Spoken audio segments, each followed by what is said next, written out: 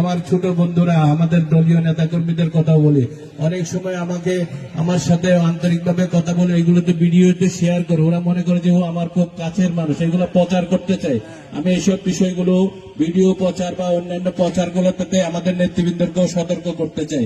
আপনারা এইরকম প্রচার করলে আমাকে আগে বলে দিবেন যে আমি এটা ভিডিওতে প্রচার করব, আপনার সাথে একটা ছবি তুলবো, না হলে আপনারা এইসব প্রচার করিয়েন না।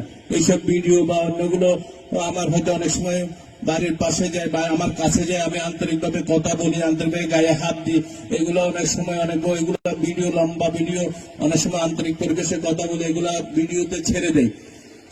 এটা দিয়ে প্রকাশ করতে চাই যে ওর সাথে আমার ভালো সম্পর্ক।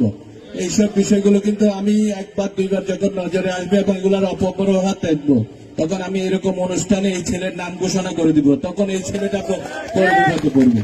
আমি সবাইকে আন্তরিক কৃতজ্ঞতা এবং ধন্যবাদ জানাই। সামনের দিনগুলোকে সবাইকে সাথে নিয়ে ইনশাআল্লাহ আমরা এলাকার উন্নয়নে অনেক বেশি কাজ করব, এই প্রত্যাশা ব্যক্ত করে আমি বক্তব্য শেষ করছি।